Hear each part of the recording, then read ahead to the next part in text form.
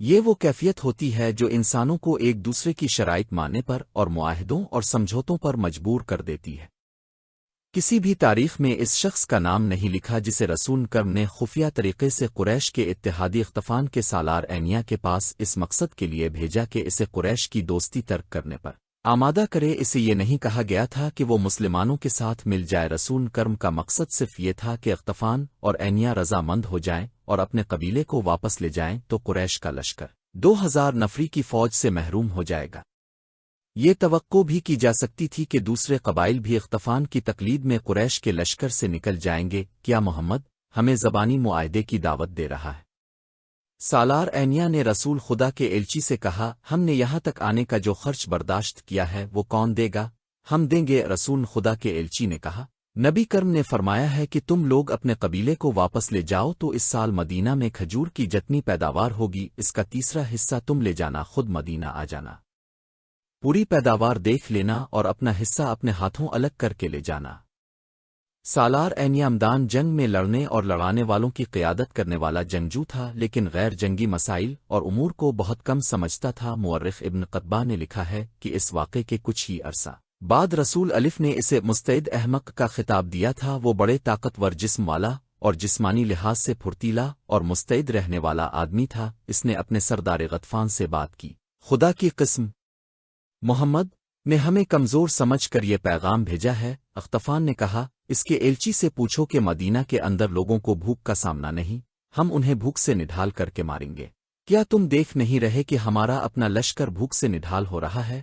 سالار اینیا نے کہا، مدینہ والے اپنے گھروں میں بیٹھے ہیں، ہم اپنے گھر سے بہت دور آ گئے ہیں۔ کیا لشکر میں تم بے اطمینانی نہیں دیکھ رہے؟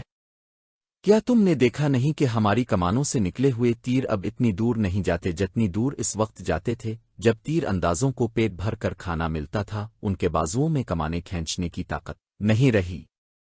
کیا اس کا فیصلہ تم کرو گے کہ ہمیں محمد کو کیا جواب دینا چاہیے؟ غطفان نے پوچھا، میں فیصلہ کروں گا جو قبیلے کا سردار ہوں، خدا کی قسم دان جنگ میں جو فیصلہ میں کر سکتا ہوں وہ تم نہیں کر سکتے۔ سالار اینیا نے کہا، اور میدان جنگ سے باہر جو فیصلہ تم کر سکتے ہو وہ فیصلہ میری عقل نہیں کر سکتی۔ میری عقل تلوار کے ساتھ چلتی ہے، مگر یہاں میری فوج کی تلواریں اور برچیاں اور ہمارے تیر مایوس ہو گئے۔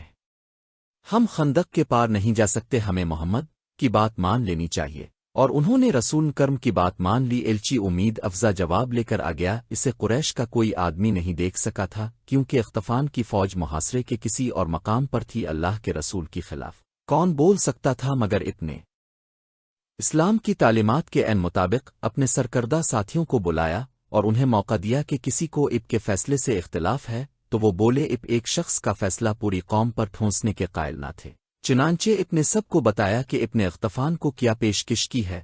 یہاں الفامت کو مشورے کی اہمیت سکھائی گئی ہے، نہیں چند پرجوش آوازیں اٹھیں، ہماری تلواریں جن کے خون کی پیاسی ہیں، خدا کی قسم ہم انہیں اپنی زمین کی پیدوار کا ایک دانہ بھی نہیں دیں گے۔ جنگ تو ہوئی نہیں، ہم لڑے بغیر کیوں ظاہر کریں کہ ہم لڑ نہیں سکتے؟ اس کی تائید میں کچھ آوازیں اٹھیں، ایسی دلیلیں دی گئیں جنہیں رسول الف نے اس لیے قبول فرما لیا کہ یہ اکثریت کی آواز تھی۔ اب نے اپنے ایلچی کو دوبارہ غطفان اور اینیا کے پاس نہ بھیجا، لیکن اب نے سب پر واضح کر دیا کہ تدبر اور حکمت عملی کے بغیر محاصرہ نہیں توڑا جا سکے گا۔ خدا حق پرستوں کے ساتھ تھا۔ رسول کرم نے اپنے اللہ سے مدد مانگی جو ایک انسان کے روپ میں آپ کے سامنے آ گئی تھے۔ نعیم بن مسعود ان کا تعلق غطفان کے قبیلے کے ساتھ تھا، نام سرکردہ شخصیت تھے۔ خدا نے انہیں غیر معمولی دماغ عطا کیا تھا۔ تین اہم قبیلوں قریش، غطفان اور بنو قرظہ پر ان کا اثر و رسوخ تھا۔ ایک روز نعم جو کہ قبیلہ غطفان میں تھے مدینہ میں رسول خدا کے سامنے اکڑی ہوئے۔ خدا کی قسم تو قبیلہ غیر کا ہے، رسول الف نے فرمایا، تو ہم میں سے نہیں، تو یہاں کیسے آ گیا؟ میں اب میں سے ہوں۔ نعم نے کہا، مدینہ میں گواہ موجود ہیں، میں نے درپردہ اسلام قبول کر لیا تھا، اپنے قبیلے کے ساتھ اسی مقصد کے لیے آیا تھا کہ اب کے حضور حاضر ہو جاؤں، مگر موقع نہ ملا۔ پتہ چلا کہ اب نے میرے قبیلے کے سردار اور سالار کو قریش سے دوستی ترک کر کے واپس چلے جانے کا پیغام بھیجا تھا، اور اب نے اس کا معاوضہ بھی بتا دیا تھا، لیکن اب نے بات کو مزید آگے نہ بڑھایا۔ اللہ کی تجھ پر رحمت ہو۔ رسول خدا نے پوچھا، کیا تو بات کو آگے بڑھانے آیا ہے؟ نہیں، میرے اللہ کے سچے نب نعیم نے جواب دیا، مجھے اب ہی کے قدموں میں آنا تھا، اہل مدینہ پر مشکل کا وقت آن پڑا ہے، میں اپنی جان لے کے حاضر ہوا ہوں۔ یہ حضور کی اور اسلام کے شیدائیوں کے جس کام آ سکتی ہے، حضور کے قدموں میں پیش کرتا ہوں، اپنے لشکر میں سے چھپ چھپا کر نکلا ہوں۔ خندق میں اتر تو گیا، لیکن سنتریوں کی موجودگی میں اوپر آنا خودکشی کے برابر تھا، اوپر چڑھنا ویسے بھی محال تھا، بڑی مشکل پیش آئی۔ خدا سے آپ کی نام پر التجا کی، گڑ گڑا کر دعا مانگی، اللہ نے کرم کیا، سنتری آگے چلے گئے اور میں خندق پر چڑھ آیا۔ رسول اکرم کو نعیم کے متعلق بتایا گیا کہ یہ کس حیثیت کی شخصیت ہے۔ رسول کرم نے ان کے ساتھ دو چار باتیں کی تو اب کو اندازہ ہو گیا کہ نعیم اونچی سطح اور عقل کے انسان ہے۔ اب نے نعیم کو بتایا کہ محاصرے نے جو حالات پیدا کر دیے ہیں، ان سے نکلنے کے لیے ضروری ہو گیا ہے کہ قریش کے لشکر میں جو مختلف قبائل شامل ہیں انہیں قریش سے بدزن کیا جائے۔ اس کا طریقہ یہ ہے کہ دو تین قبائل کے ساتھ خفیہ معاہدے کر لیے جائیں۔ رسول الف نعیم نے کہا، اگر میں یہ کام اپنے طریقے سے کر دوں تو کیا حضور مجھ پر اعتماد کریں گے؟ تجھ پر اللہ کی رحمت ہو نعیم۔ رسول الف نے فرمایا، میں تجھے الف ور تیرے نیک ارادوں کو اللہ کے سپرد کرتا ہوں، میں واپس اپنے قبیلے میں چلا جاؤں گا۔ نعیم نے کہا، لیکن یہ نہیں بتاؤں گا کہ میں مدینہ میں آیا تھا، یہاں سے میں کعب بن اسد کے پاس جا رہا ہوں، میرے اللہ کے رسول میری کامیابی کے لیے دعا فرمائیں۔ مدینہ میں رات کو پہرے بڑے سخت تھے، پیچھے کی طرف خندق نہیں تھی، ادھر پہاڑیوں نے قدرتی دفاع مہیا کر رکھا تھا، ادھر پہرے داروں اور گشتی سنتریوں کی تعداد زیادہ رکھی گئی تھی، اور شہر کے کسی آدمی کا بھی ادھر جانا بڑا مشکل تھا۔ رسول اکرم نے نعیم کے ساتھ اپنا ایک آدمی بھیج دیا تھا تاکہ کوئی سنتری انہیں روک نہ لے۔ یہ آدمی نعیم کو مدینہ کے ساتھ باہر تک چھوڑ کر واپس آ گیا۔ رات کا پہلا پہر تھا جب نعیم بنو قرظہ کی بستی میں کعب بن اسد کے دروازے پر پہنچے۔ دروازہ غلام نے کھولا۔ تم مجھے اچھی طرح جانتے ہو نا کعب؟ نعیم نے پوچھا۔ نعیم بن مسعود کو کون نہیں جانتا؟ کعب نے کہا، اغطفان کے قبیلے کو تجھ جیسے سردار پر بہت فخر ہوگا۔ کہو نعیم، رات کے اس پہر میں تمہاری کیا خدمت کر سکتا ہوں؟ میں نے 10 دنوں کی مہلت مانگی تھی، ابھی تو 6-7 دن گزرے ہیں، میں نے مسلمانوں پر شب خون مارنے کے لیے آدمی تیار کر لیے ہیں۔ کیا تم یہی معلوم کرنے آئی ہو؟ میں اسی سلسلے میں آیا ہوں۔ نعیم نے کہا، تم بے وقوف ہو کعب، تم نے قریش کے ساتھ کس بھروسے پر معاہدہ کر لیا ہے؟ مجھ سے نہ پوچھنا کہ میرے دل میں تمہاری ہمدردی کیوں پیدا ہوئی، میں مسلمانوں کا بھی ہمدرد نہیں کیونکہ میں مسلمان نہیں۔ تم اچھی طرح جانتے ہو میرے دل میں انسانیت کی ہمدردی ہے، میرے دل میں ہمدردی ہے تمہاری ان خوبصورت اور جوان بیٹیوں، بیویوں اور بہنوں کی جو مسلمانوں کی لونڈیاں بن جائیں گی۔ تم نے قریش سے بڑا ہی خطرناک معاہدہ کر لیا ہے، لیکن اس کی ضمانت نہیں لی کہ اہل قریش تمہیں مسلمانوں سے بچا لیں گے۔ ہم نے بھی قریش کے ساتھ معاہدہ کیا ہے، لیکن کچھ ضمانت بھی لی ہے، کیا قریش جنگ ہار جائیں گے؟ کعب بن اسد نے پوچھا، وہ جنگ ہار چکے ہیں؟ نعیم نے کہا، کیا یہ خندق انہیں شہر پر حملہ کرنے دے گی؟ قریش کے لشکر کو بھوک نے بے حال کرنا شروع کر دیا ہے، میرا قبیلہ بھوک سے پریشان ہو گیا ہے۔ میں نہیں چاہتا کہ کل تم میرے قبیلے کو بدنام کرو کہ اغطفان تمہیں مسلمانوں کے رحم و کرم پر چھوڑ گئے تھے۔ تم مسلمانوں پر حملہ کر کے انہیں اپنا دشمن بنا لو گے، اور قریش اور ہم محاصرہ اٹھا کے واپس چلے جائیں گے۔ اپنے دونوں قبیلوں قینقاع اور بنو نذیر کا انجام جو مسلمانوں کے ہاتھوں ہوا تھا وہ تمہیں یاد ہوگا۔ کعب بن اسد پر خاموشی طاری ہو گئی۔ میں جانتا ہوں کہ تم نے قریش سے کتنی اجرت لی ہے، نعیم نے کہا، لیکن یہ خزانہ جو تم ان سے لے رہے ہو، یہ خوبصورت لڑکیاں جو ہاؤ بن اختب نے تمہارے پاس بھیجی ہیں، یہ سب مسلمانوں کی ملکیت ہو جائے گی اور تمہارا سر تمہارے تن سے جدا ہوگا۔ تو کیا میں قریش سے معاہدہ توڑ دوں؟ کعب نے پوچھا۔ معاہدہ نہ توڑو، نعیم نے کہا، انہیں ابھی ناراض نہ کرو، لیکن اپنی حفاظت کی ان سے ضمانت لو۔ عرب کے رواج کے مطابق انہیں کہو کہ ان کے اونچے خاندانوں کے کچھ آدمی تمہیں یرغمال کے طور پر دے دیں۔ اگر انہوں نے اپنے چند ایک معزز اور سرکردہ آدمی دے دیے تو یہ ثبوت ہوگا کہ وہ معاہدہ میں مخلص ہیں۔ یہاں نعیم کعب بن اسد نے کہا، میں ان سے یرغمال میں آدمی مانگوں گا۔ نعیم بن مسعود رات کے وقت پہاڑیوں میں چلے جا رہے تھے، ان کی منزل قریش کی خیمگاہ تھی جو کئی میل دور تھی۔ سیدھا رستہ چھوٹا تھا لیکن راستے میں خندق تھی، وہ بڑی دور کا چکر کاٹ کے جا رہے تھے۔ وہ گزشتہ رات سے مسلسل چل رہے تھے، مگر چھپ چھپ کر چلنے اور عام سفر میں بہت فرق ہوتا ہے۔ نعیم جب ابو سفیان کے پاس پہنچے تو ایک اور رات شروع ہو چکی تھی۔ اس وقت ان کی ہڈیاں بھی دکھ رہی تھیں اور ان کی زبان سوکھ گئی تھی۔ एक ही बार बेतहाशा पानी पीकर वो बोलने के काबिल हुए। अबू सुफियान नईम का दानिशमंदी और तदब्बुर से मुतासिर था। तुम्हारी हालत बता रही है कि तुम अपने लश्कर में से नहीं आए। अबू सुफियान ने नाउम से पूछा, कहाँ से आ रहे हो? बहुत दूर से, नाउम बिन मसूद ने जवाब दिया, जासूसी की एक मुहिम से आ रहा हूँ। तुम लोग बन्नू कर्जा के साथ मुआहिदा कर आए हो। क्या तुम भूल गए थे कि यहूदियों को हमारे साथ जो दिलचस्पी है वो सिर्फ इसलिए है कि वो इस्लाम को हमारे हाथों यहीं पर ख़त्म करा देना चाहते। मैं बन्नू कर्जा के दो दोस्तों से मिल आया हूँ और मुझे मदीना का भी एक पुराना दोस्त मिल गया था। मुझे पता चला है कि काब बिन असद ने मोहम्मद का साथ नहीं छोड़ा, बल्कि काब ने मुसलमानों को खुश करने का एक नया तरीका सोचा। तुमने इसे कहा कि वो मदीना में मुसलमानों पर हमले करे। वो अब तुमसे कुरैश के सरकर्दा खानदानों के चंद अफराद यरगमाल में जमानत के तौर पर रखने के लिए मांगेगा, मगर उन्हें वो मुसलमानों के हवाले कर देगा और मुसलमान उन अफराद को कत्ल कर देंगे। फिर यहूदी मुसलमानों के साथ मिल जाएंगे और दोनों हम पर हमला कर देंगे। मैं तुम्हें खबरदार करने आया हूं कि यहूदियों को यरगमाल में अपना एक आदमी भी न देना। खुदा की कसम। नईम अबू सुफियान ने कहा, अगर तुम्हारी ये बात सच निकली तो मैं बन्नू कर्जा की बस्तियां उजाड़ दूंगा। काब बिन असद की लाश को मैं अपने घोड़े के पीछे बांध कर घसीटता हुआ मक्का ले जाऊंगा। उसने किया सोचकर हमें धोखा देने की कोशिश की है। इसकी सोच पर अपने शराब और हुसैन लड़कियों का तिलिस्म तारी कर दिया है। नाउम बिन मसूद ने कहा, क्या शराब और औरत किसी के दिल में खुलूस और दियानतदारी रहने देती है? इसे शराब और औरत किसने दी? अबू सुफियान ने कहा, क्या बदबख्त काब इतनी सी बात नहीं समझ सका कि मैंने इसके साथ जो मुआहिदा किया है इसमें इसकी कौम और उसके मजहब का तहफ़्फ़ुज़ है। अगर मोहम्मद का मजहब इसी तरह फैलता चला गया तो यहूदियत खत्म हो जाएगी।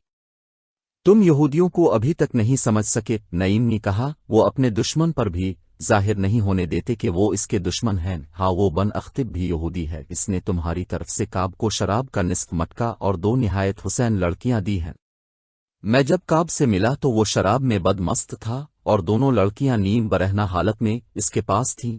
इसने बदमस्ती के आलम में मुझे कहा कि वो अहले कुरैश को उंगलियों पर नचा रहा है। नईम अबू सुफियान ने तलवार के दस्ते पर हाथ मार कर कहा, मैं मदीना से मुहासरा उठाकर बन्नू कर्जा की नस्ल खत्म कर दूंगा। इसकी ये जुरत के कबीला कुरैश के सरकर्दा चंद अफराद को जमानत के तौर पर यरगमाल बनाकर रखना चाहता है। तुम्हें इतना नहीं भड़कना चाहिए अबू सुफियान। नाउम ने कहा, ठंडे दिल से सोचो और फैसला कर लो कि काब को तुम एक भी आदमी यरगमाल में नहीं दोगे। मैं फैसला कर चुका हूँ। अबू सुफियान ने कहा, क्या तुम अहले मदीना की कोई खबर दे सकते हो? वो किस हाल में है? वो कब तक भूख बर्दाश्त करेंगे? नाउम बिन मसूद को अबू सुफियान के पांव उखाड़ने का मौका मिल गया। मैं हैरान हूँ अबू सुफियान। नाउम ने कहा, अहले मदीना खुश और मुतमईन हैं। वहां भूख के कोई आसार नहीं। खुराक की कमी जरूर है, लेकिन अहल नमदया का जोश और जज्बा ऐसा है कि जैसे इन्हें खुराक की जरूरत ही नहीं। इसका मतलब यह हुआ कि हमारे मुहासरे का उन पर कोई असर नहीं हुआ। अबू सुफियान ने कहा, बिल्कुल नहीं। नईम बिन मसूद ने कहा, उन पर मुहासरे का यह असर है कि वो जोश व खरूश से फटे जा रहे हैं। हमारे यहूदी जासूस हमें बता रहे हैं कि मदीना में खुराक तकरीबन खत्म हो चुकी है। अबू सुफियान ने जरा परेशान होकर कहा, वो झूठ बोलते हैं। नाउम ने इसे और ज्यादा परेशान करने के लिए कहा, मैं तुम्हें फिर कहता हूं कि यहूदियों पर भरोसा न करना। ये बताकर कि मुसलमानों की हालत अच्छी नहीं। वो तुम्हें उकसा रहे हैं कि तुम मुसलमानों को कमजोर समझकर कहीं से खंदक उबूर कर लो और मदीना पर हमला कर दो। वो अहले कुरैश और मेरे कबीले गफान को मुसलमानों के हाथों तबाह कराना चाहते।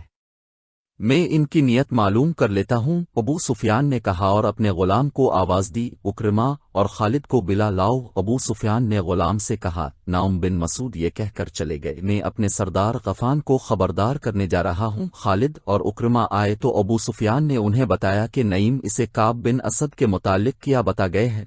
गैरों के सहारे लेकर लड़ाइयां नहीं लड़ी जाती। अबू सुफियान खालिद ने कहा, अपने ये तो सोचा ही नहीं कि बन्नू कर्जा मुसलमानों के साए में बैठे। वो जमीन के नीचे से मुसलमानों पर वार कर सकते हैं, लेकिन वो हैं तो मुसलमानों के रहम व करम पर। अगर अब लड़ने आए तो जंगजुओं की तरह लड़ें। क्या ये सही नहीं होगा कि तुम दोनों में से कोई काब बिन असद के पास जाए? अबू सुफियान ने पूछा, हो सकता है कि इसने नईम से कहा हो कि वो हमसे यरगमाल मांगेगा, लेकिन तुम जाओ तो वो ऐसी शर्त पेश न करे। क्या तुम्हें नजर नहीं आ रहा है कि तमाम का तमाम लश्कर नीम फाका कशी की हालत में है? کیا یہ لشکر خندق عبور کر سکتا ہے؟ یہی ایک صورت ہے کہ کعب مدینہ کے اندر مسلمانوں پر شب خون مارنے کا انتظام کرے۔ میں جاؤں گا، اکرما نے کہا۔ میں آپ کو یہ بھی بتا دیتا ہوں کہ کعب بن اسد نے یرغمال کی شرط پیش کی تو میں آپ سے پوچھے بغیر معاہدہ منسوخ کر آؤں گا۔ کیا میں بھی اکرما کے ساتھ چلا جاؤں؟ خالد نے ابو سفیان سے پوچھا۔ اس کا اکیلے جانا ٹھیک نہیں ہے۔ نہیں، ابو سفیان نے کہا، اگر خطرہ ہے تو میں 2 سالار ضائع نہیں کر سکتا۔ اکرما اپنی حفاظت کے لیے جتنے لشکری ساتھ لے جانا چاہتا ہے لے جائے۔ اکرما اسی وقت روانہ ہو گیا۔ اس کے ساتھ 4 لشکری تھے۔ اسے بڑی دور کا چکر کاٹ کر بنو قرظہ تک پہنچنا تھا۔ وہ جمعہ کی رات اور تاریخ 14 مارچ 627 تھی۔ جب اکرما خندق سے دور دور چلتا شیخین کے سلسلوں میں داخل ہوا اور کعب بن اسد کے گھر پہنچا۔ کعب کو معلوم تھا کہ اکرما کیوں آیا ہے۔ آؤ اکرما، کعب بن اسد نے کہا، میں جانتا ہوں کہ تم کیوں آئی ہو۔ تمہارے آنے کی ضرورت نہیں تھی، میں نے 10 دن کی مہلت مانگی تھی۔ کعب بن اسد نے اپنے غلام کو آواز دی۔ غلام آیا تو اس نے غلام سے شراب اور پیالے لانے کو کہا۔ پہلے میری بات سن لو کعب، اکرما نے 2 ٹوک لہجے میں کہا، میں شراب پینے نہیں آیا، مجھے بہت جلدی واپس جانا ہے۔ ہم محاصرے کو اور زیادہ طول نہیں دے سکتے، ہم کل مدینہ پر حملہ کر رہے ہیں۔ تمہارے ساتھ ہمارا جو معاہدہ ہوا ہے اس کے مطابق تم مدینہ میں ان جگہوں پر جو ہم نے تمہیں بتائی ہیں کل سے حملے شروع کر دو۔ ہمیں یہ بھی معلوم ہوا ہے کہ تم نے ظاہری طور پر ہمارے ساتھ معاہدہ کیا ہے، لیکن درپردہ تم نے وہ معاہدہ قائم کر رکھا ہے جو مسلمانوں کے ساتھ تم نے کیا ہے۔ اتنے میں ایک نہایت حسین لڑکی شراب کی سراہی اور پیالے اٹھائے کمرے میں داخل ہوئی۔ وہ اکرما کو دیکھ کر مسکرائی۔ اکرما نے اسے دیکھا تو اس کے چہرے پر سنجیدگی کا تاثر اور زیادہ گہرا ہو گیا۔ کعب، اکرما نے کہا، تم نے اپنا مذہب اور اپنی زبان ان چیزوں کے عوض بیچ ڈالی ہے جنہوں نے کبھی کسی کا ساتھ نہیں دیا۔ کعب بن اسد نے لڑکی کو اشارہ کیا تو وہ چلی گئی۔ میرے عزیز اکرما، کعب نے کہا، میں تمہارے چہرے پر رونق کے آثار دیکھ رہا ہوں۔ صاف پتہ چلتا ہے کہ تم مجھے اپنا غلام سمجھ کر حکم دینے آئے ہو۔ میں نے مسلمانوں کے ساتھ جو معاہدہ کیا تھا وہ بنو قرظہ کے تحفظ اور سلامتی کے لیے کیا تھا، اور میں نے جو معاہدہ تمہارے ساتھ کیا ہے وہ تمہاری فتح اور مسلمانوں کی شکست کی خاطر کیا ہے۔